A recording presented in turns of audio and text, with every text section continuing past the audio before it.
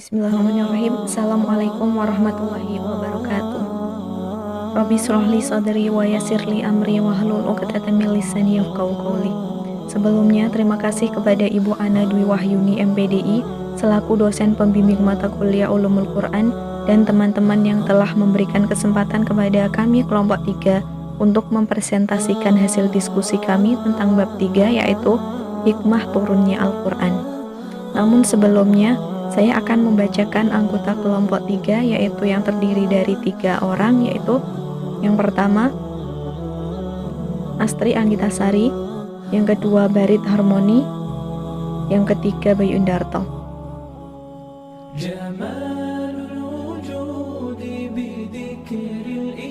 Lanjut pada materi hikmah turunnya Al-Quran.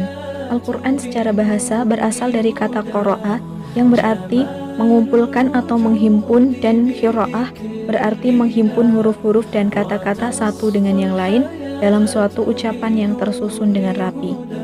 Sedangkan menurut istilah, Al-Quran adalah wahyu Allah SWT yang diturunkan kepada Nabi Muhammad SAW melalui malaikat Jibril sebagai petunjuk bagi umat manusia. Al-Quran diturunkan dalam 3 tahapan. Hal ini tidak dialami oleh kitab suci samawi sebelumnya sebagai wujud kemuliaan Al-Quran dan penghormatan bagi kaum yang diturunkannya. Yang pertama, turun pertama ialah diturunkannya ke Al-Laul Al-Mahfuz. Turun kedua ialah diturunkannya dari Al-Laul Al-Mahfuz ke Bait Al-Izzah di As-Samai Ad-Dunya.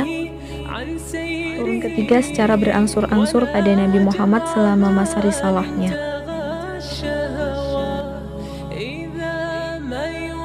Hikmah turunnya Al-Quran secara sekaligus. Ulama menyebutkan bahwa hikmah Al-Quran turun sekaligus dari Laul Al-Mahfuz ke Sama Ad-Dunya sebagai ungkapan rasa keagungan zat yang akan diturunkan itu dan kemuliaannya, karena ia merupakan kitab yang terakhir turun di muka bumi ini.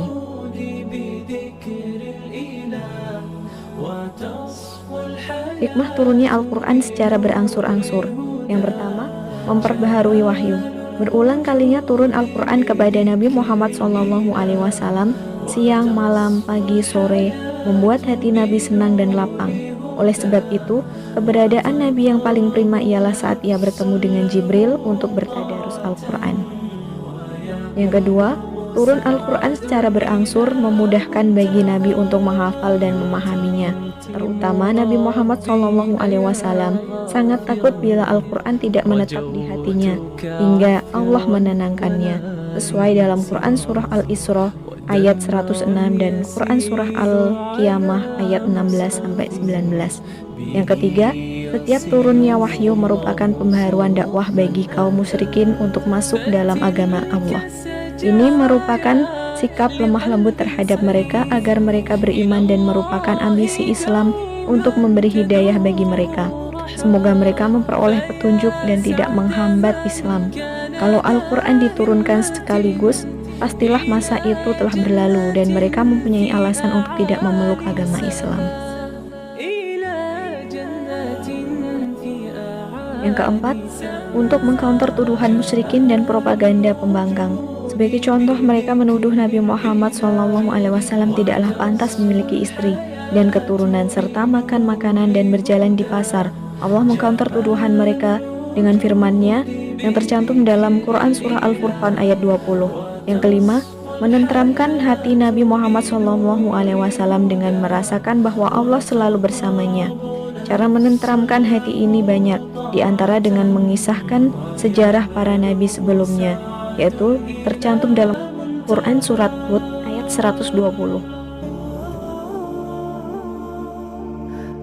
Yang keenam, menjawab problematika masyarakat. Hal ini sangat logis karena problematika tidak mungkin terjadi sekaligus, merupakan hikmah dari Allah. Al-Quran diturunkan secara berangsur-angsur untuk menerangkan apa-apa yang dibutuhkan masyarakat sesuai dengan kondisi mereka dan problema yang mereka hadapi. Seperti dalam Quran Surat Al-Maidah ayat 4 yang menerangkan tentang makanan yang halal untuk dimakan. Yang ketujuh, mengetahui nasikh dan mansukh. Dalam ayat Al-Quran ditemukan hal yang berkaitan dengan hukum syariat. Hukum ini bisa mengalami perubahan dengan bentuk penghapusan hukum pertama dengan datangnya hukum kedua. Kalaulah Al-Quran turun sekaligus, niscaya pelaksana hukum akan kebingungan, mana yang didahulukan dan dilaksanakan dari dua hukum yang berbeda.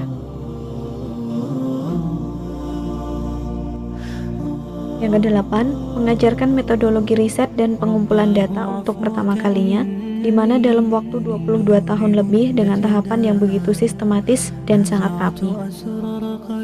9. Sangat relevan dengan menetapkan hukum dan aplikasinya. 10. Menguatkan keyakinan bahwa Al-Quran benar dari Allah SWT. 11. Sebagai mukjizat yang sangat argumentasi.